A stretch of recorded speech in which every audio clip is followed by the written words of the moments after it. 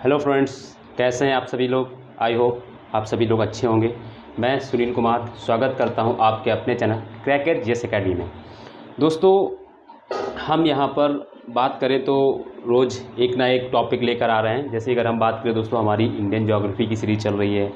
फिर था दोस्तों हम लोग आज क्लास है वो इंडियन हिस्ट्री की है ना। इंडियन हिस्ट्री में जो प्रोमिनेंट वॉर हैं, यानी जो महत्वपूर्ण जो युद्ध हुए हैं अभी तक, उनके बारे में हम पढ़ रहे हैं। ठीक है, तो ये हमारी दोस्तों अगर हम बात करें तो ये दो हमारी क्लासेस चल रही हैं।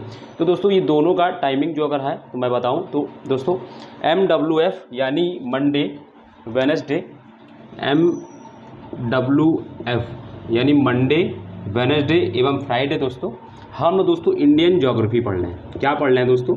इंडियन ज्योग्राफी की क्लास हमारी चलती है। ठीक है, जिसमें दोस्तों मैंने पूरी ज्योग्राफी कवर कराने की कोशिश की है। दोस्तों आपको सब कुछ करा दिया है।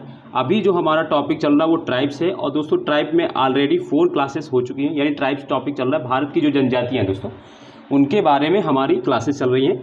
उसमें दोस्तों मैंने आपको 4 क्लासेस करा दी। हर चीज़ बेसिक से मैंने आपको पढ़ाया है एकदम अच्छे से। दूसरी चीज़ ये है, इसकी एक क्लास और रहेगी, इसके बाद ये टॉपिक ख़त्म हो जाएगा। देन इसके बाद दोस्तों हमारा सिर्फ एक टॉपिक बचा है इंडियन ज्योग्राफी, वो है इंडियन मानसून। ठीक है दोस्तों, तो इंडियन मानसून दोस्तों ये सिर्फ एक टॉपिक जो बचा है। इसके बाद होल इंडियन ज्योग्राफी ख़त्म हो जाएगी। मैंने इंडियन ज्योग्राफी में आपको भारत के मिनरल्स हैं, भारत के जितनी भी नदी तंत्र, फिजिकल जो फिनोमिना होता है भारत का, फिजिकल ज्योग्राफी जिसको बोलते हैं भारत की, है ना, भारतीय फिजिकल जो पार्ट होता है उसको पूरा मैंने करा दिया। इसमें हिमालय, पहाड़, पठार, बंदरगाह, ऑल सब चीज़ मैंने करा दिया, सारा कवर करवा दिया। ठीक है, तो ये तो हो गई हमारी इंडियन ज्योग्राफी की जो सीरीज चली, जो मंडे टू है ना, मंडे, वेडनेसडे, फ्राइडे चलती। इसके बाद दोस्तों TTS यानी ये क्लासेस जो है दोस्तों अल्टरनेट चल रही हैं, जिसमें दोस्तों हम लोग हिस्ट्री के जो प्रोमिनेंट वॉर हैं दोस्तों, हिस्ट्री के दोस्तों, वो चाहे दोस्तों प्राचीन इतिहास का हो, वो चाहे दोस्तों मध्यकालीन इतिहास का हो, वो चाहे दोस्तों आधुनिक काल का इतिहास का, उसकी दोस्तों हमारी एक सीरीज़ चल रही है, जिसमें दोस्तों हम लोग ऑलरेडी दोस्तों उसमें 5 क्लासेस कर चुके हैं। आज जो दोस्तों हमारी क्लास है वो छठी क्लास है। छठी क्लास की अगर हम बात करें दोस्तों, तो इससे पहले दोस्तों आज जो हम लोग पढ़ेंगे दोस्तों तराइन के युद्ध के बारे में पढ़ेंगे।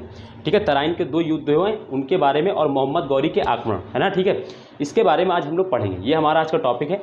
बट इससे पहले अगर हम बात करें दोस्तों, हमने ऑलरेडी दोस्तों दसराग युद्ध जो वैदिक काल में हुआ था, यानी वैदिक सभ्यता में जो एक युद्ध हुआ था 10 बैटल किंग, जिसको भारत का प्रथम युद्ध भी माना जाता है, वो हम लोगों ने किया दोस्तों। देन इसके बाद दोस्तों हम लोगों ने किया है दोस्तों, क्या कहते हैं, ये अलेक्जेंडर के आक्रमण पर, भारत पर जब अलेक्जेंडर ने आक्रमण किया उसके बारे में हम लोगों ने पूरा पढ़ा। उसमें दोस्तों एक युद्ध पढ़ते हैं हम लोग हाइडेस स्पीच का, उसको हम लोगों ने कवर किया। देन इसके बाद दोस्तों हम लोग अशोक, है ना, ग्रेट शासक दोस्तों अशोक, जो भारत के अब तक के महान शासक हैं दोस्तों, है ना, उनके बारे में हम लोग दोस्तों बहुत डिटेल से पढ़ा। उनकी क्या नीति थी, क्या चीज़ें, कलिंग का युद्ध जिसको बोलते हैं, वो सारी चीज़ें हम लोग बहुत डिटेल से की। ठीक है, इसके बाद दोस्तों हम लोग ने गुप्त वंश के जो महान विजेता दोस्तों, जिनको भारत का महान विजेता भी माना जाता है, जिसको भारत का नेपोलियन कहा जाता है, समुद्रगुप्त के बारे में दोस्तों हम लोगों ने बहुत डिटेल से की। उनकी क्या नीति थी, उन्होंने कौन कौन से क्षेत्र जीते, और हर क्षेत्र के लिए उन्होंने अलग अलग जो नीतियाँ अपनाई, उसके पीछे जो अपनाने का कारण है वो क्या था दोस्तों, ये सारी चीज़ें हम लोगों ने की। ठीक है, इसके बाद दोस्तों देन हम लोग ने महमूद गजनवी दोस्तों, भारत पर जिसने भारत पर जिसने आक्रमण किया दोस्तों, महमूद गजनवी, जो भारत पर जिसने 17 बार दोस्तों आक्रमण किया और यहाँ से बहुत सारा धन लूट के ले गया, जिसने सोमनाथ मंदिर का भी ध्वंस कर दिया, ये उनके बारे में दोस्तों, यानी उस आक्रमणकारी और उस मूर्ति भंजक के बारे में दोस्तों हम लोगों ने पढ़ा था। आज दोस्तों उसी क्रम में दोस्तों हम लोग पढ़ने जा रहे हैं मोहम्मद गौरी, है ना, के बारे में। तो मोहम्मद गौरी का आक्रमण दोस्तों भारत में जब हुआ है, और उसी में दोस्तों 2 तराइन के युद्ध हुए हैं, उन्हीं युद्धों के बारे में आज हम लोग चर्चा करेंगे। ठीक है दोस्तों, तो आज की जो क्लास हमारी दोस्तों होगी वो तराइन के युद्धों पर फोकस होगी, और हम लोग पूरा एकदम अच्छे से कवर करेंगे दोस्तों। आप लोग जो चीज़ें लिखने वाली होंगी, जो नए हैं मैं उनके लोग बता दूँ दोस्तों, आप लोगों को करना क्या है, मेरी बातों को आपसे ध्यान से सुनना है। ध्यान सुनने के साथ साथ करना क्या है दोस्तों, कुछ एक कॉपी एक पेन ले लें, और उसमें क्या है दोस्तों, जो कुछ मैं आपको इंपॉर्टेंट लगे, अगर मैं बोल रहा हूँ आपको लगे कि हाँ इंपॉर्टेंट है, ये लिख लेना चाहिए, तो आप लोग लिख ले की पॉइंट बनाकर। ठीक है, और जो मैं यहाँ पे अगर लिखा रहा हूँ या कुछ बना रहा हूँ, तो आप साथ साथ हो सके तो बनाते चलें, और बाकी मेरी बात को ध्यान से सुनें, बस आपका इतना काम है। ठीक है, दूसरी चीज़ ये है दोस्तों, जिन्होंने दोस्तों जो मेरे साथ अभी जुड़े हैं, जिन्होंने दोस्तों अभी तक मेरी जो रिकॉर्डेड भी देखेंगे दोस्तों, जो देख रहे हैं दोस्तों, अगर उन्होंने मेरी वीडियो को जो है दोस्तों मतलब चैनल को अगर सब्सक्राइब नहीं किया दोस्तों तो चैनल को सब्सक्राइब कर लें, वीडियो को लाइक्स कर दें दोस्तों, कमेंट कर दिया करें कि कैसी क्लासेस लग रही हैं और क्या चाहिए आप लोगों को।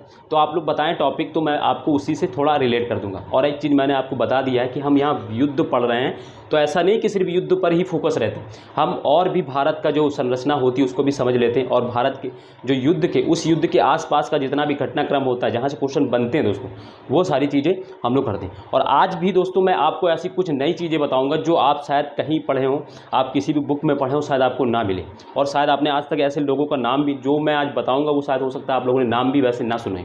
ठीक है, तो आप लोग आराम से मेरे साथ सिर्फ बने रहिए, पूरी वीडियो को पूरी ज़रूर देखिएगा ताकि आपको पता चले कि क्या कैसा है, ठीक है, कंटेंट का। ठीक है, तो हम लोग शुरू करते हैं दोस्तों तराइन का युद्ध। ठीक है, तराइन के युद्ध दोस्तों। ठीक है,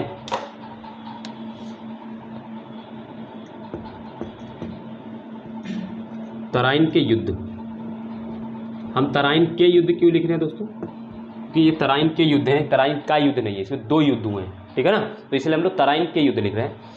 तो दोस्तों अगर हम बात करें तराइन के युद्धों को, तो ये दोस्तों भारत में कुछ युद्ध दोस्तों ऐसे हुए हैं जिनको मेकर एवं ब्रेकर के रूप में देखा जाता है ना।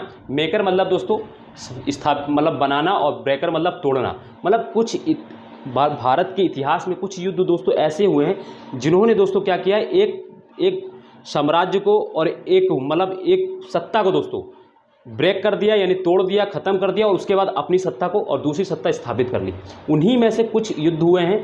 कुछ युद्धों में दोस्तों एक युद्ध ये भी आते हैं, तराइन के जो युद्ध है, इनको मेकर एवं ब्रेकर के तौर पर भी देखा जाता है।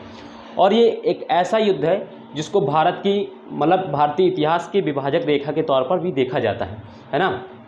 क्योंकि इसको विभाजक रेखा के तौर पे इसलिए देखा जाता है क्योंकि ऐसा माना जाता है कि इसी युद्ध के बाद या भारत में जो मुस्लिम सत्ता स्थापित होने के बाद दोस्तों क्या हुआ, भारत में मध्यकाल की शुरुआत हुई है। ठीक है दोस्तों, भारतीय इतिहास के प्राचीन एवं मध्यकालीन इतिहास को विभाजन के आधार पर दोस्तों 2 इतिहासकार हुए हैं, 2 तरीके के इतिहासकार हुए हैं जिन्होंने, है ना, भारत के प्राचीन और मध्यकालीन इतिहास के विभाजन के तौर पर दोस्तों इस युद्ध को देखा जाता है। और इसी युद्ध के आधार पर दोस्तों, है ना, ऐसा माना जाता है कि ये दोस्तों यहाँ से, है ना, यहाँ से क्या हुए दोस्तों, मध्यकाल की शुरुआत हुई। और इसी पे दोस्तों 2 तरीके के मत भी निकल कर आते हैं। मैं आपको बता दूं कि पहले इतिहासकारों का जो मत है वो कहते हैं कि दोस्तों जब भारत में मुस्लिम सत्ता की स्थापना हुई है तभी से दोस्तों मध्यकाल की शुरुआत हुई है। ठीक है, जैसे इसमें से दोस्तों अगर हम बात करें, इसमें जो इतिहासकार हैं जिनका प्रमुख नाम आता है दोस्तों है ना दोस्तों, जेम्स मिल दोस्तों, जेम्स मिल।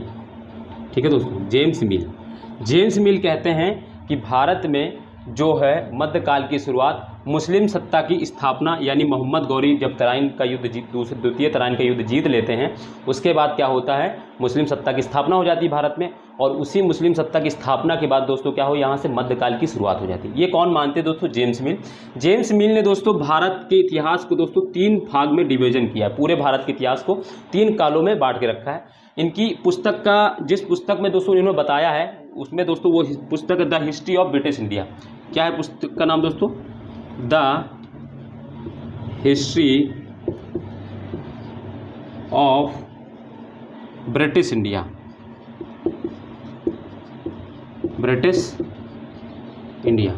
इस पुस्तक में दोस्तों इन्होंने भारत के इतिहास को 3 काल में बांट के बताया है।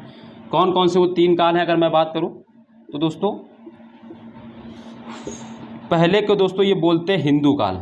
भारत के इतिहास को इन्होंने पहले हिंदू काल बताया, फिर इन्होंने बताया मध्यकाल, मुस्लिम काल दोस्तों, इसको दोस्तों ये मध्यकाल भी बोलते हैं, मुस्लिम काल, और तीसरे में दोस्तों ये बताते हैं ब्रिटिश काल। पूरे भारतीय इतिहास को दोस्तों इन्होंने 3 भाग में बांटा। और इस तरीके हिंदू काल, ये किस आधार पर कहते हैं कि भारत जो, इसी को दोस्तों हम लोग बाद में प्राचीन काल भी बोलते हैं। ठीक है, प्राचीन काल बोलते हैं। इन्होंने इसको हिंदू काल इसलिए कहा क्योंकि पूरे प्राचीन काल की अगर हम बात करें तो उस समय सिर्फ हिंदू राजा ही शासन करते थे। हिंदू राजा या तो कुछ विदेशी आक्रमण भी आए हैं तो वो छोटे छोटे क्षेत्र पर शासन करते थे, किसी बड़े प्रोमिनेंट क्षेत्र पर नहीं हुए। जैसे कि अगर हम बात करें कनिष्क की बात करते हैं, चलिए ठीक है, कनिष्क की बात करते हैं तो कनिष्क जो है अगर हम बात करें उसका शासन दोस्तों तो कश्मीर से लेकर दोस्तों और ये क्या कहते हैं पंजाब वाला इलाका से लेके और क्या कहते हैं ये यूपी के बनारस तक दोस्तों, यूपी के बनारस तक इसकी सीमा थी साम्राज्य की, कनिष्क की। तो एक छोटे से क्षेत्र में शासन करता है, बाकी सब जितने भी क्षेत्र होते हैं दोस्तों छोटे छोटे हिंदू राजा ही शासन करते हैं।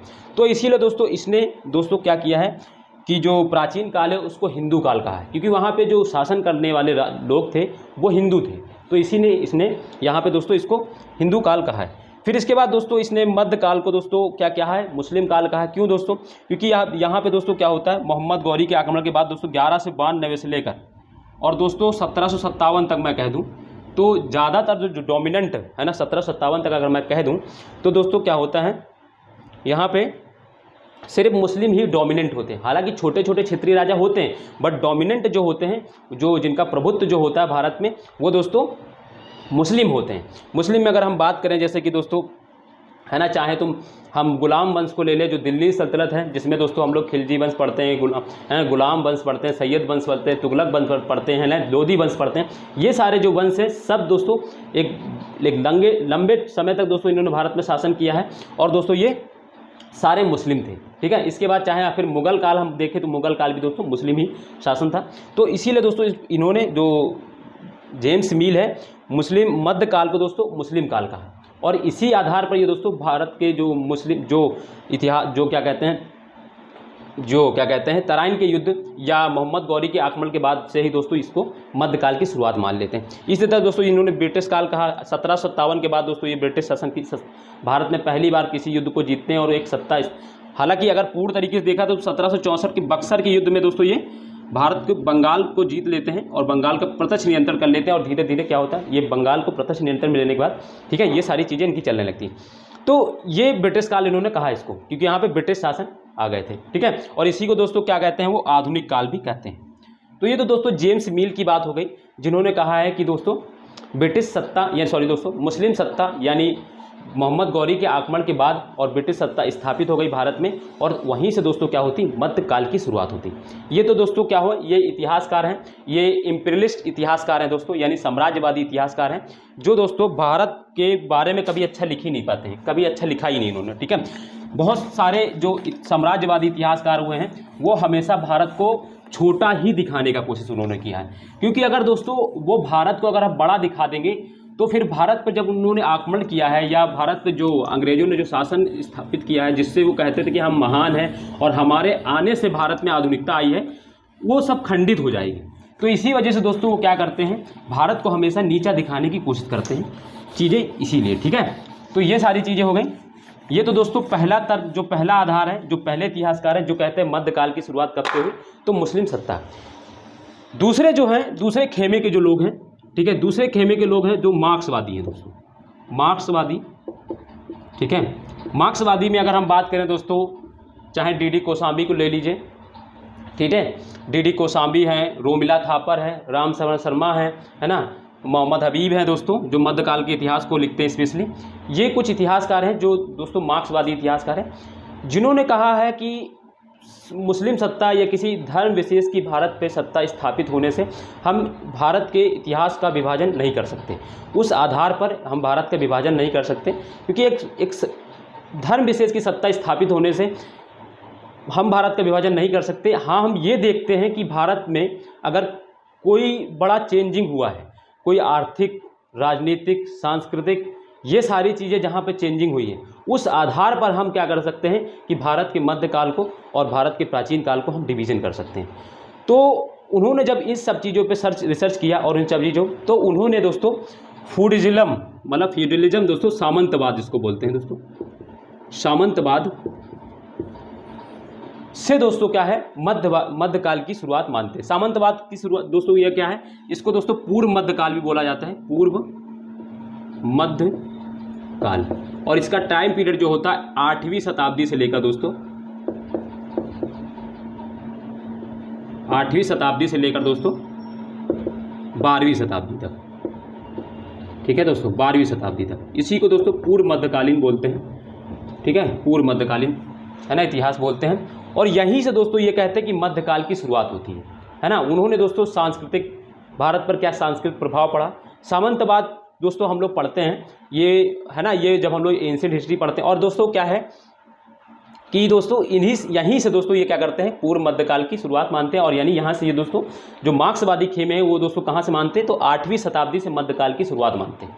ठीक है, फिर एक अभी के जो कुछ इतिहासकार, जो नए इतिहासकार आए हैं दोस्तों, जिसमें दोस्तों डी है ना, सॉरी दोस्तों, वो चट्टोपाध्याय जी हैं दोस्तों, जो दोस्तों बहुत अच्छे इतिहासकार माना जाता है। उन्होंने दोस्तों कहा है कि भारत में कभी सामंतवाद था ही नहीं, है ना, मतलब वो सामंतवाद को भारत में खंडित करते हैं कि भारत में कभी सामंतवाद था ही नहीं। तो फिर क्या हो जाता है, फिर बात वहीं की वहीं खड़ी हो जाती है कि अगर हम भारत के इतिहास को विभाजित करें, जिसमें हम प्राचीन काल, मध्यकाल और आधुनिक काल, तो किस तर्क पर या किस आधार पर हम इसको विभाजित करें, तो बात फिर दोस्तों घूम फिर के वहीं पर आ जाती है। बट जो अभी तक जो चली आ रही है दोस्तों, अगर जो बुकों में और चीज़ों में अगर हम देखें तो दोस्तों पूर्व मध्यकाल से ही दोस्तों मध्यकाल की शुरुआत मानी जाती है दोस्तों। ठीक है दोस्तों, पूर्व मध्यकाल से मध्यकाल की शुरुआत मानी जाती है, जो 8वीं शताब्दी से शुरू होती है। ठीक है, अब की जो बात है, ठीक है, अभी तक, अब आगे क्या रिसर्च होता है वो बात की बात है। बट अभी जो किताबों में और चीज़ों में अगर आप पढ़ेंगे तो दोस्तों पूर्व मध्यकाल से ही मध्यकाल की शुरुआत मानी जाती है। ये मैंने आपको थोड़ा दोस्तों इस युद्ध की क्या इंपॉर्टेंस है दोस्तों, इस युद्ध से क्या जुड़ा है दोस्तों, ये सारी चीज़ें, डिबेट का विषय जो है वो भी मैंने आपको समझाने की कोशिश की है। चीज़ें दोस्तों क्या है, आप हिस्ट्री को इसी तरीके से पढ़ने की कोशिश किया करें, क्योंकि आप इतिहास के विद्यार्थी हैं। तो मैं भी इतिहास का ही विद्यार्थी हूँ। अगर आप इतिहास को अच्छे से जानना चाहते हैं तो कभी उसका शिक्षक बनने की कोशिश मत करिएगा। इतिहास में हमेशा विद्यार्थी बने रहने की कोशिश करिएगा, क्योंकि इतिहास में अगर आप विद्यार्थी बने रहेंगे तो आप चीज़ों को ढूंढेंगे। क्योंकि जिस दिन आप शिक्षक बन गए दोस्तों ना, तो इतिहास को आप एक ही नज़रिए से और अपने ही नज़रिए से देखेंगे, और उससे क्या होगा दोस्तों, आप सिक्के का दूसरा पहलू नहीं देख पाएंगे। क्योंकि हर चीज़ का दोस्तों सिक्के का दूसरा पहलू होता है, और हम चीज़ों को किसी की कही हुई बातों को नहीं मानते हैं। ठीक है, तो चीज़ों को आप इसी तरह समझने की कोशिश, और मेरे साथ आप पढ़ेंगे तो दोस्तों ये सब चीज़ें आप मेरे से सीखेंगे। सीखने का मतलब ये है कि तो दोस्तों आपके अंदर वो कैपेबिलिटी होती है, हर इंसान के अंदर वो योग्यता होती है कि वो अपने तर्क, अपनी बुद्धि से दोस्तों सही गलत को पहचान सकता है। बस क्या है कि हम चीज़ें आपको देंगे, आपको चीज़ें को देखना है, आपको समझना है कि क्या गलत है क्या सही है। ठीक है दोस्तों, तो ये कुछ मैं चीज़ें आपको इसलिए बताता हूँ क्योंकि ये दोस्तों आपकी हिस्ट्री राइटिंग, हिस्ट्री पढ़ने के तरीक़ों को बदलेगी दोस्तों। अदरवाइज़ मैं चाहता तो दोस्तों तराइन का युद्ध क्या है, कुछ कब हुआ, मोहम्मद गौरी आया, तराइन का युद्ध किया, चला गया, मैं स्किप कर देता, आपको दोस्तों बिल्कुल भी नहीं पता चलता कि ये सब भी चीज़ें होती हैं। बट मैंने आपको ये बताने की इसलिए कोशिश की है कि आप चीज़ों को जानें, आप चीज़ों को समझें, चीज़ों को समझेंगे, जानेंगे, तभी चीज़ें पढ़ने में मज़ा आती हैं। इसी हिस्ट्री को दोस्तों लोगों ने बोरिंग बना दिया है। कुछ शिक्षक ऐसे हैं जिनको पता नहीं, मतलब मैं तो भाई अभी इतना नहीं बड़ा हो गया कि लोगों की बुराई करूं, बट मैंने देखा है लोगों को दोस्तों, वो हिस्ट्री को दोस्तों फैक्ट करके दोस्तों बच्चों के लिए बोझ बना दे रहे हैं। और दोस्तों इतिहास जो है ना, हमारे भारत को या पूरे विश्व को जानने का एक स्रोत है दोस्तों। जो इतिहास को हम लोग रोमांचक तरीके से पढ़ना चाहिए, कहानियाँ कथाओं की तरह पढ़ना चाहिए। हम लोग कैसे दोस्तों महाभारत का सीरियल देखते हैं या महाभारत पढ़ते हैं तो चीज़ें हमें लॉन्ग टाइम तक रिमाइंड क्यों रहती, क्योंकि हमें वो लगता है कि वो चीज़ें हमारे इंटेलेक्चुअल हुई हैं, तो हम वही चीज़ इतिहास को क्यों नहीं देखते दोस्तों। तो इतिहास को भी दोस्तों एक ग्रंथ की तरह ही पढ़ें आप लोग, एक पुस्तक की तरह ना पढ़ें कि हम उसको पढ़ रहे हैं तो हम सिर्फ पेपर के लिए पढ़ रहे हैं, हमको पेपर की नीड है, हम निकाल के, हाँ पेपर की नीड के अकॉर्डिंग पढ़िए चीज़ों को, बट और भी चीज़ें जो इतिहास में जानने लायक है वो भी चीज़ें आप पढ़िए।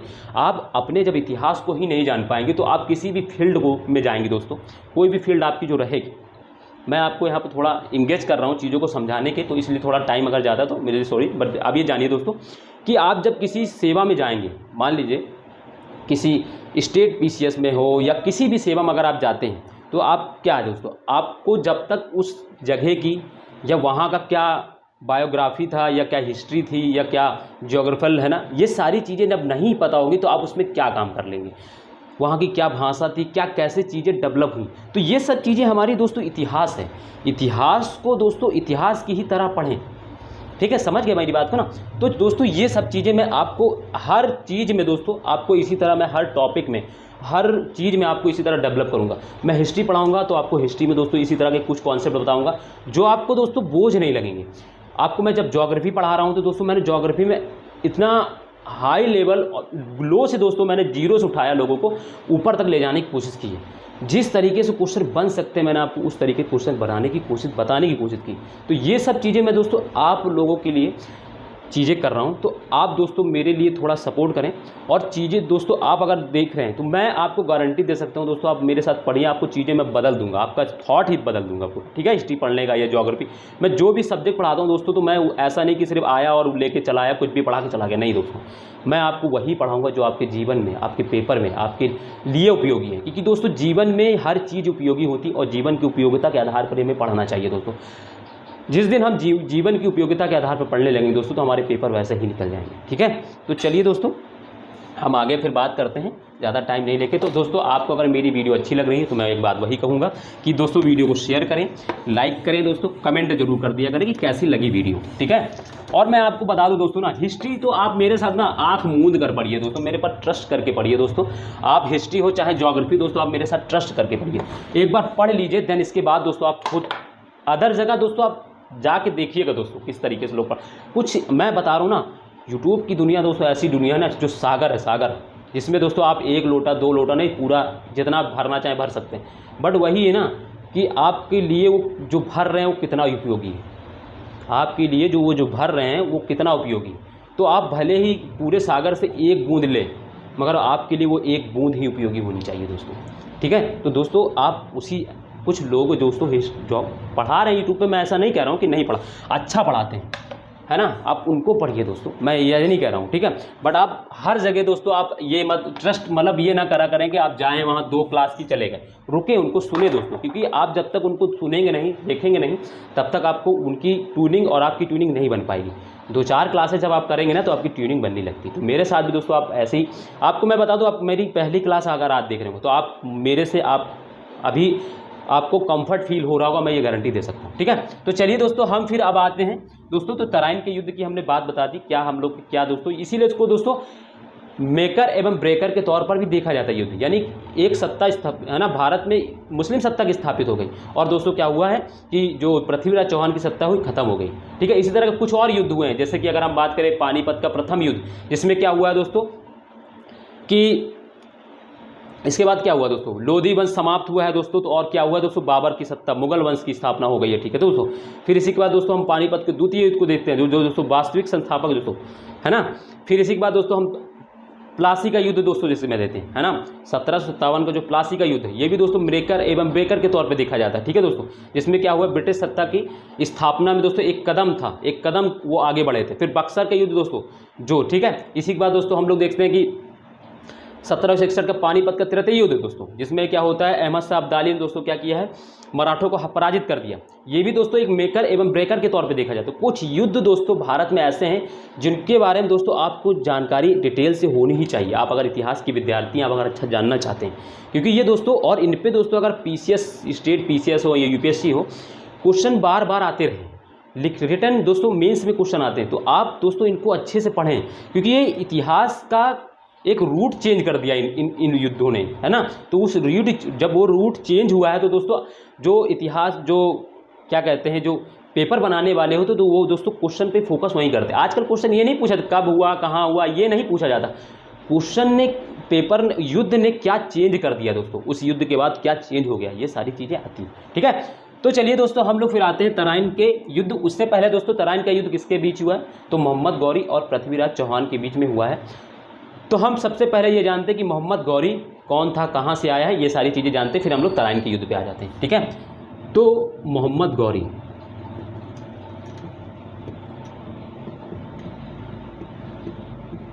मोहम्मद गौरी, ठीक है। इसको मैं थोड़ा नीचे लिख देता हूँ, लाइट पड़ रही होगी आज शायद आप लोगों की।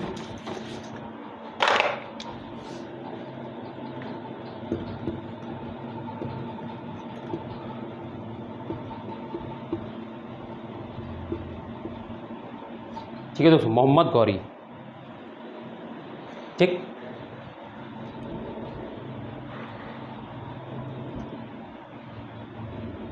ठीक है, मोहम्मद गौरी दोस्तों, अगर इसकी बात करूं करें हम लोग, थोड़ा इसके बारे में जान लेते हैं। ये दोस्तों 1173 ईस्वी में दोस्तों क्या हुआ है, राजा बना है।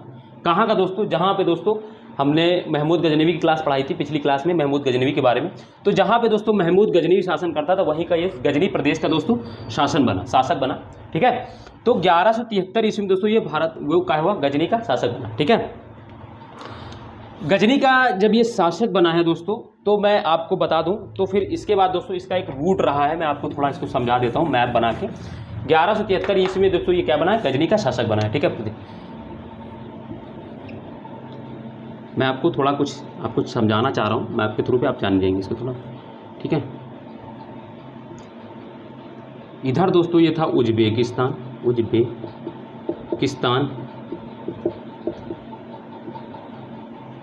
इधर दोस्तों अफगानिस्तान,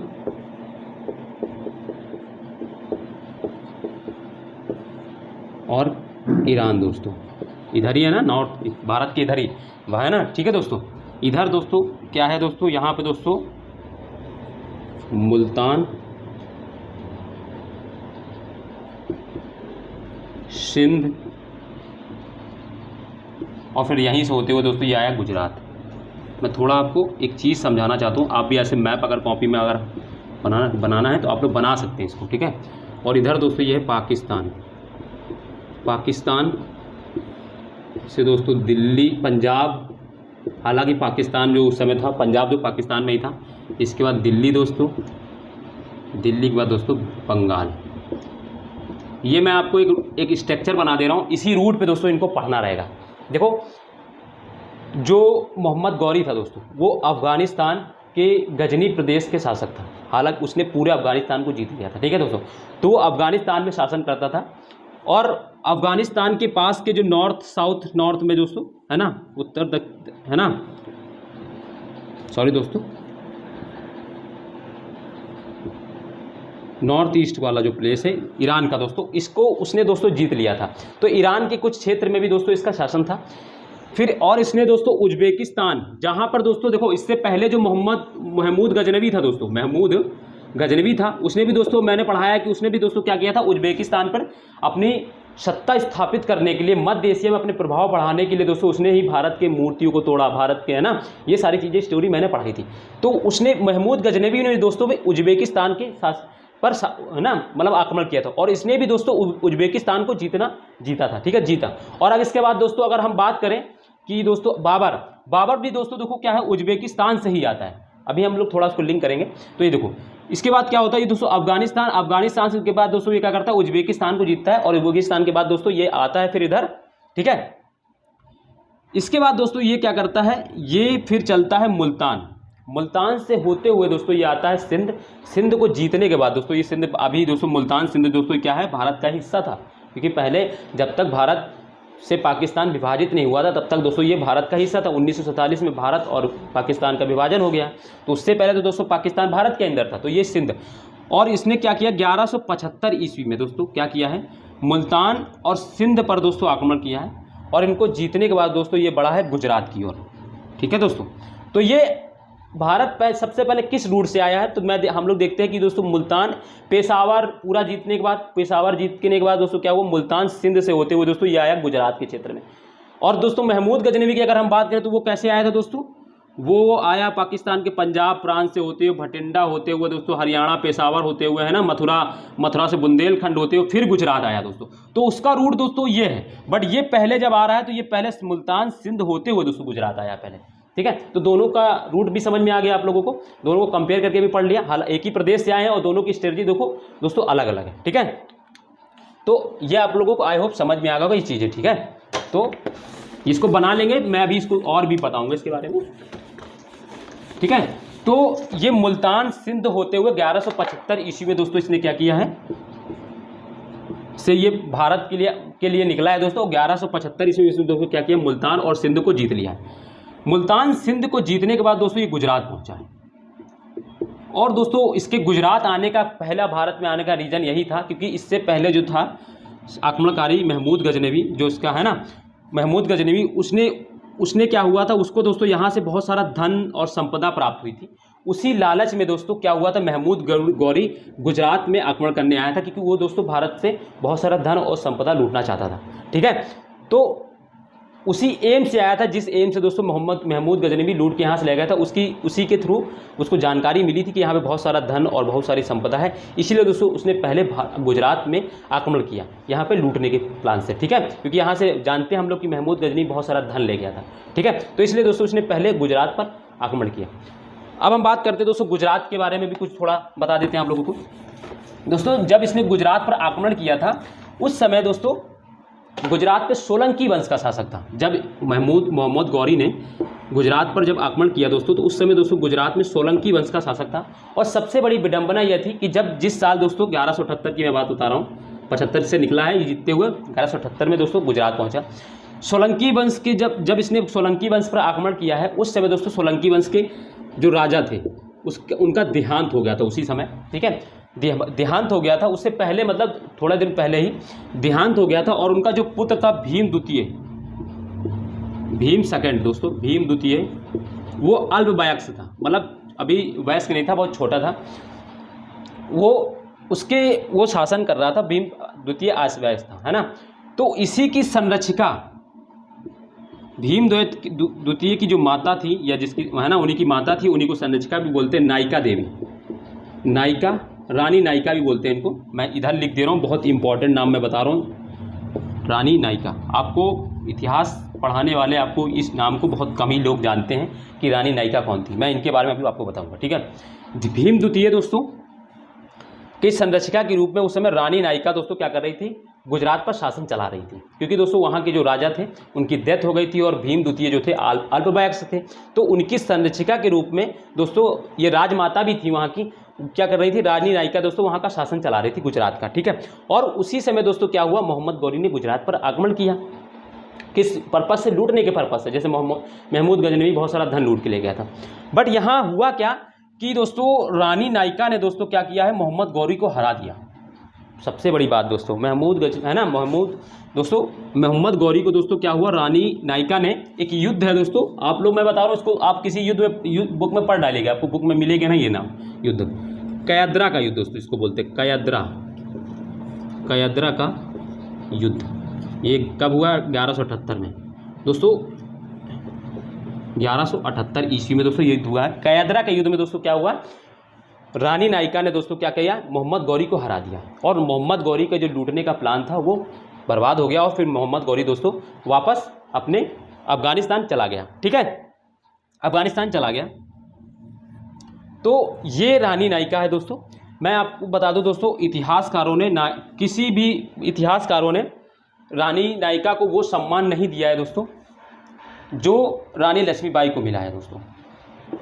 ठीक है, मैं ये नहीं कहता दोस्तों कि इनको रानी लक्ष्मीबाई से ज़्यादा सम्मान मिलना चाहिए, बट इनको जो सम्मान के लिए ये पात्र थी दोस्तों, वो सम्मान इनको नहीं मिला है दोस्तों। ये हमारे इतिहासकारों की, या हमारे ये इतिहास की दोस्तों विडंबना रही है कि दोस्तों उस काल के जो मार्क्सवादी इतिहासकार, जो लिखने वाले इतिहासकार थे दोस्तों, उन्होंने बताया है कि 8वीं शताब्दी से लेकर 12वीं शताब्दी के मध्य में दोस्तों जो समाज था वो दोस्तों पुरुषवादी समाज था। पुरुषवादी समाज का मतलब दोस्तों वहाँ पे स्त्रियों की स्थिति बहुत बुरी थी, और दोस्तों स्त्री की स्थिति बुरी होने का उन्होंने ये प्रमाण दिया कि उस समय दोस्तों सती प्रथा बहुत ज़्यादा हो रही थी, बढ़ रही थी, कन्या शिशु हत्या बहुत हो रही थी। ठीक है दोस्तों, जोहर सब दोस्तों चल रहा था। कुछ इस तरीके के उन्होंने प्रमाण देकर ये बताया है कि दोस्तों वहाँ पर दोस्तों जो क्या कहते हैं, स्त्रियों की जो, या महिला समाज की जो स्थिति थी बहुत ख़राब थी, और दोस्तों उस समय दोस्तों पुरुषवादी समाज था। बट अगर हम दोस्तों देखें तो दोस्तों सिक्के का दूसरा पहलू भी है दोस्तों। अगर हम बात करें सिक्के के दूसरे पहलू की, अगर हम बात करें दोस्तों, तो उसी समय दोस्तों दक्षिण भारत में दोस्तों तमिल के क्षेत्र में दोस्तों अलवार नयनार है ना आंदोलन चल रहा था, जिसमें दोस्तों जो महिलाओं का समानतावादी समाज पर विश्वास करता था, जो महिलाओं में रिफॉर्म के लिए समाज है ना, जो उस समय समतावादी समाज की मतलब विचार था जिनका। ठीक है, और जो महिला और पुरुष को समान मानते थे, है ना, कि समानता को लाने की कोशिश करते थे। इसी तरह दोस्तों आंध्र प्रदेश एवं कर्नाटक के इलाके में दोस्तों लिंगायत है ना आंदोलन चल रहा था, जो वो भी दोस्तों है ना इक्वलिटी समाज को मानते थे। इसी तरह दोस्तों भारत के अन्य छोटे छोटे अन्य अलग अलग जगह पर दोस्तों तंत्रवाद था, जिसमें दोस्तों महिला तो दोस्तों तंत्रवाद में दोस्तों महिला तो आगे दिखाई पड़ती है, ठीक है दोस्तों। तो और इसी तरह दोस्तों अगर हम देखें तो उसी काल में दोस्तों कश्मीर दोस्तों रानी दिद्दा शासन कर रही थी, ठीक है दोस्तों। तो ये कुछ हमारे भारत की दोस्तों कुछ उपलब्धियां थी और कुछ उस समय का इतिहास था, जिनको दोस्तों इतिहासकारों ने दिखाने की कोशिश नहीं की है दोस्तों, ठीक है। वो उन्होंने दोस्तों क्या किया है, उन्होंने इतिहास को एक ही पक्ष में एक ही जगह से देखा है और दोस्तों दूसरे पक्ष को उन्होंने उकेरने की कोशिश नहीं की। बट हम दोस्तों इतिहास के विद्यार्थी हैं, हम हर चीज़ को देखते हैं, ठीक है। तो मैं कहता हूं कि रानी जो नाइकी थी दोस्तों, इनको दोस्तों समाज इतिहास ने या इतिहासकारों ने वो सम्मान नहीं दिया जो दोस्तों मिलना चाहिए। क्यों दोस्तों? क्योंकि दोस्तों मोहम्मद गौरी, जिसने दोस्तों बाद में भारत में एक बड़े सत्ता की स्थापना की, उसको दोस्तों मोहम्मद गौरी को दोस्तों उस गौरी को दोस्तों रानी नायिका ने हराया दोस्तों। और उस रानी नायिका के बारे में हमारे इतिहास में कुछ लिखा ही नहीं जा रहा दोस्तों। तो ये सबसे बड़ी इतिहास लिखने की विडंबना है कि नहीं है दोस्तों, ये बताइए मुझे, ठीक है। तो इस तरीके हम लोग जान रहे हैं, मतलब ये जब तक इतिहास हमारे कुछ पूर्वाग्राही लोग लिखते रहेंगे जो दोस्तों अपने एक थॉट जिनका डेवलप हो गया उस थॉट से अलग नहीं हट पा रहे हैं, तब तक हमारे इतिहास को कुछ अच्छे तरीके से नहीं लिखा जा सकता। तो हमें ज़रूरत है दोस्तों कि हम इतिहास को उस तरीके से पढ़ें जिस तरीके से वास्तव में हमारा जो इतिहास था, ठीक है ना दोस्तों। तो ये सारी चीज़ें हैं कुछ आप अपने को इसी तरीके से दोस्तों पढ़ने की, आप इसी तरीके से जानने की कोशिश किया करें, ठीक है। तो दोस्तों ये रानी नायिका के बारे में आप दोस्तों याद रखिएगा, बहुत इंपॉर्टेंट पर्सनालिटी हैं। मैं इनको दोस्तों बहुत ही आदर और बहुत रानी लक्ष्मीबाई की तरह ही इनको मैं सम्मान देता हूँ दोस्तों। अपने इतिहास पढ़ते समय मैं इनको कभी जीवन भर दोस्तों मैं इनको नहीं भूल सकता, क्योंकि दोस्तों ये बहुत वीर रानी की तरह ये निकल कर आई थी उस समय दोस्तों, जिन्होंने दोस्तों एक ऐसे शासक को हराया दोस्तों जिसने बाद में दोस्तों एक बड़े संतुलन की स्थापना की, ठीक है दोस्तों। तो ये सारी चीज़ें रानी नायिका के बारे में, ठीक है। तो ये हो गई हमारी रानी नायिका के बारे में कुछ चीज़ें, ठीक है। मैंने रानी नायिका के साथ साथ दोस्तों आपको उस समय के समाज को भी बता दिया दोस्तों, दोनों पक्ष में दोस्तों, ठीक है। तो ये चीज़ें आप जानिएगा दोस्तों, ठीक है। तो ये फिर इसके बाद दोस्तों क्या हुआ, ये गुजरात से दोस्तों वापस होकर चला जाता है अफगानिस्तान, और अफगानिस्तान में दोस्तों ये अपने शासन को कंसोलिडेटेड करता है और कुछ सेना इकट्ठी करने के बाद दोस्तों फिर दोबारा दोस्तों ये आता है 1190 ईस्वी में। 1190 ईस्वी में दोस्तों भारत पर ये फिर से आक्रमण करता है, और दोस्तों आक्रमण करने के क्रम में दोस्तों ये पाकिस्तान से होते हुए दोस्तों, पाकिस्तान के पेशावर होते हुए, खैबर दर्रे से होते हुए दोस्तों, ठीक है, पाकिस्तान से होते हुए दोस्तों ये पंजाब प्रांत में आता है। पंजाब प्रांत को जीतने के बाद पंजाब में उस समय दोस्तों कौन थे, महमूद गजनवी के उत्तराधिकारी थे। उनको दोस्तों ये क्या करता है, अबदस्त कर देता है, यानी उनको हटा देता है और अपनी सत्ता वहाँ पे स्थापित कर लेता है। और इसके बाद दोस्तों ये पंजाब में ही दोस्तों भटिंडा दोस्तों एक प्लेस था, वहाँ के किले को दोस्तों जीत लेता है। और इसी किले को जीतने के बाद दोस्तों मोहम्मद गौरी और दोस्तों पृथ्वीराज चौहान की सीमा एक दूसरे से टकराने लगती है, और इसी के बाद दोस्तों क्या होता है, तराइन के युद्ध की संभावना बन जाती है, ठीक है। तो भटिंडा जीतने के बाद दोस्तों क्या होता है, इनकी सीमा दोस्तों मोहम्मद गौरी की जो साम्राज्य की जो सीमा है वो पृथ्वीराज के साम्राज्य की सीमा से मिलने लगती है, कि राज्य से सीमा से मिलने लगती है। तो ये क्रम था दोस्तों, है ना, पाकिस्तान से होते हुए दोस्तों पंजाब, फिर भटिंडा, और फिर दोस्तों क्या होता है, दोनों की सेना एक दूसरे के आमने सामने आ जाती है, ठीक है। और उस समय दोस्तों अगर मैं बात करूँ गुर्जर प्रतिहारों के विखंडन के बाद, गुर्जर प्रतिहार दोस्तों पहले है ना, अगर मैं बात करूं तो सब जो पहले राजपूत थे, देखो मैं बता दूं आपको, राजपूतों में जो पहले राजपूत थे वो गुर्जर प्रतिहार ही थे। गुर्जर प्रतिहारों के साम्राज्य के विखंडन के बाद ही जो है ना ये जो चौहान आए हैं, और भी जो है ना मेवाड़ के, और ये जो छोटे छोटे राजपूत जो उन्हीं मतलब गुर्जर प्रतिहार जो वंश था उसी के विखंडन के बाद ये छोटे छोटे क्षेत्रीय राजपूत राजा निकल कर आए थे। तो उन्हीं में सबसे शक्तिशाली जो राजा था वो पृथ्वीराज चौहान था, जिसको दोस्तों आप ये याद रखिएगा, एक बार पीसीएस में पूछा जा चुका है। पृथ्वीराज जो चौहान था उसका वो कौन था, वो पृथ्वीराज तृतीय था दोस्तों। बुकों में पृथ्वीराज चौहान लिखा रहता है तो दोस्तों हमें याद नहीं रहता, तो याद रखना है पृथ्वीराज तृतीय था ये, है ना, पृथ्वीराज तृतीय ही पृथ्वीराज चौहान था। आप याद रखिएगा, बहुत इंपॉर्टेंट है ये, पीसीएस में एक बार पूछा जा चुका है क्वेश्चन। तो पृथ्वीराज चौहान ही दोस्तों पृथ्वीराज तृतीय था, ठीक है। उस समय सबसे जो गुर्जर प्रतिहारों के विखंडन के बाद जो चौहानों का जो राजपूतों में सबसे ज़्यादा शक्तिशाली राजवंश था वो चौहानों का था, जिसमें उस समय का जो बिसल देव भी जो है ना, बिसल देव चौहान दोस्तों उन्हीं के जिन्होंने स्थापना की थी, उन्हीं में दोस्तों चौहानों में सबसे ज़्यादा पृथ्वीराज चौहान उस समय शासन कर रहे थे जब मोहम्मद गौरी ने आक्रमण किया। तो यहीं से दोस्तों क्या हो जाता है, तराइन के युद्ध की, है ना, संभावना बन जाती है। और फिर क्या होता है, 1191 ईस्वी में दोस्तों क्या होता है, भारत में दोस्तों क्या होता है, तराइन का युद्ध होता है। कब होता है दोस्तों तराइन का युद्ध दोस्तों, तो 1191 ईस्वी में। ठीक है, मैं बता दूं दोस्तों, तराइन के युद्ध जीतने के बाद दोस्तों ये क्या करते हैं, मैं अभी स्टोरी बताऊंगा तराइन के युद्ध, इसके बाद दोस्तों ये क्या करते हैं, बिहार, तराइन का युद्ध जीतने के बाद ये दिल्ली जाते हैं, दिल्ली जीतते हुए दोस्तों बिहार बंगाल भी जीत लेते हैं। हालांकि बिहार और बंगाल मोहम्मद गौरी ने स्वयं नहीं जीता था, मोहम्मद गौरी का ही एक अधीनस्थ था, सब ऑर्डिनेट था दोस्तों, अधीनस्थ, है ना, बख्तियार खिलजी दोस्तों, बख्तियार खिलजी ने ही दोस्तों पूर्व के क्षेत्र में दोस्तों, भारत के पूर्वी क्षेत्र पर, है ना, विजय अभियान किया था, जिसमें दोस्तों उसने बिहार में दोस्तों नालंदा विश्वविद्यालय, विक्रमशिला विश्वविद्यालय को पूरी तरीके से नष्ट कर दिया। ये लोग अभी आगे हम चीज़ें पढ़ेंगे, बट हम एक आपको क्रम बता देते हैं। और दोस्तों इसी ने ही दोस्तों बंगाल पर आक्रमण किया। तो दोस्तों बंगाल में उस समय दोस्तों एक लक्ष्मण सेन का भी नाम आता है, जिनके यहाँ गीत गोविंद, है ना, जय, है ना, ठीक है। अभी बहुत चीज़ें आपको पढ़नी है, इसमें मैं बहुत चीज़ें आपको बताऊँगा, मगर एक क्रम में दोस्तों, ठीक है। तो ये सारी चीज़ें, ये क्या करता है, बंगाल बिहार तक, बंगाल की अगर हम बात करें तो उस समय आज का जो आधुनिक बांग्लादेश है वो भी पूरा शामिल था, उड़ीसा था, बिहार था, झारखंड, है ना, ये सारे प्रदेश दोस्तों बंगाल में ही आते थे पहले।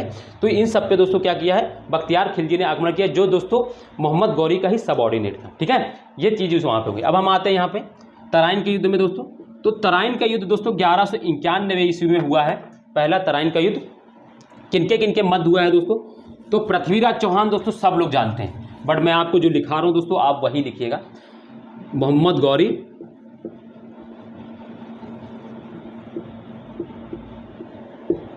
वर्सेस पृथ्वीराज तृतीय। ये दोस्तों तृतीय मैं इसलिए लिख रहा हूँ क्योंकि दोस्तों चौहान आप लोग जानते हैं, पृथ्वीराज चौहान, बट तृतीय दोस्तों कभी पूछ लिया तो दोस्तों थोड़ा दिक्कत हो सकती है कि, ठीक है, तो पृथ्वीराज तृतीय था, ये याद रखिएगा। इसमें क्या हुआ दोस्तों, इसमें मोहम्मद गौरी की हार हो गई और पृथ्वीराज चौहान जीत गए। मैं यहाँ पे दोस्तों आपको कुछ बता दूं कि इस जीत के बाद भी दोस्तों कुछ दो तरीके के मत निकलते हैं, दो तरीके के इतिहासकार निकलते हैं। एक इतिहासकार कहते हैं, एक खेमे के इतिहासकार कहते हैं कि मोहम्मद गौरी हारा और उसको पृथ्वीराज चौहान ने क्या किया, पकड़ लिया, और पकड़ने के बाद क्या किया दोस्तों, बंदी बना लिया। बंदी बनाने के बाद दोस्तों पृथ्वीराज चौहान से दोस्तों मोहम्मद गौरी ने बहुत अनुनय विनय किया, और अनुनय विनय करने के बाद पृथ्वीराज चौहान दोस्तों क्या हुए, बहुत दयाशील और बहुत ही, है ना, वैसे व्यक्ति थे। उन्होंने क्या कर दिया कि महमूद गौरी को माफ़ कर दिया और महमूद गौरी को फ्री कर दिया और चले गए। ठीक है, ये तो दोस्तों एक खेमे के। दूसरे खेमे के जो इतिहासकार वो लिखते हैं कि मोहम्मद गौरी ने भारत पर आक्रमण किया और तराइन का युद्ध हुआ, और तराइन के युद्ध में मोहम्मद गौरी हारा और हार के दोस्तों भाग गया दोस्तों वापस फिर से। तो ये दूसरे, तो दोस्तों मुझे जो है वो दूसरा वाला तर्क दोस्तों ज़्यादा ही अच्छा सही लगता है, क्योंकि दोस्तों मैं बता दूं, जैसे कि मान लो कोई भी इतिहासकार हो, अगर वो अपने राजा का इतिहास लिखेगा, ठीक है, अपने अगर राजा का इतिहास लिखेगा तो वो अपने राजा के इतिहास में की दोस्तों प्रशंसा करते ही इतिहास को लिखता है। ठीक है, जैसे अगर हम बात करें दोस्तों तो समुद्रगुप्त का जो इतिहासकार लिखते हैं, ठीक है दोस्तों, हरिसेन दोस्तों समुद्रगुप्त का प्रयाग प्रशस्ति में, तो वो प्रयाग प्रशस्ति दोस्तों समुद्रगुप्त की बहुत सारी प्रशंसा करते हैं। ऐसे ही दोस्तों पृथ्वीराज चौहान का, या पृथ्वीराज तृतीय का जो इतिहास दोस्तों, वहाँ के जो क्षेत्रीय इतिहासकार हैं, ये क्षेत्रीय जो कवि हैं या उनके दरबारी हैं, वो लिखते हैं कि दोस्तों वो सब जो पहली वाली कहानी मैंने बताई है उसको दोस्तों लिखते हैं। तो ऐसा संभव नहीं है दोस्तों, ठीक है। दूसरी वाली कहानी ज़्यादा अच्छी सही लगती है कि वो आया, आक्रमण किया और दोस्तों हारा तो वो भाग गया यहाँ से। ठीक है, तो ये सारी चीज़ें हैं पृथ्वीराज चौहान के, और ये प्रथम युद्ध के बारे में दोस्तों। ठीक है, इसमें दोस्तों हार गया। इसके बाद दोस्तों फिर क्या होता है, दूसरा तराइन का युद्ध होता है, बट दोस्तों हम दूसरे तराइन के युद्ध को अब दोस्तों कल पढ़ेंगे दोस्तों, क्योंकि उसमें हमको और अभी दूसरे तराइन के युद्ध को जब हम पढ़ाऊंगा तो आपको बहुत सारी चीज़ें और मुझे बतानी, जो दोस्तों क्या होगा काफ़ी टाइम लगेगा। तो इससे दोस्तों आज हम लोग पहले ही युद्ध तक सीमित रखते हैं, कल दोस्तों हम लोग क्या करेंगे, दूसरे युद्ध से शुरू करेंगे। तो दोस्तों मुझे उम्मीद है कि आपको मेरी ये वीडियो अच्छी लगी हो, और दोस्तों आपसे मैं बहुत सारी निवेदन करता हूँ, आप हिस्ट्री को दोस्तों इसी तरीके से पढ़ा करें दोस्तों।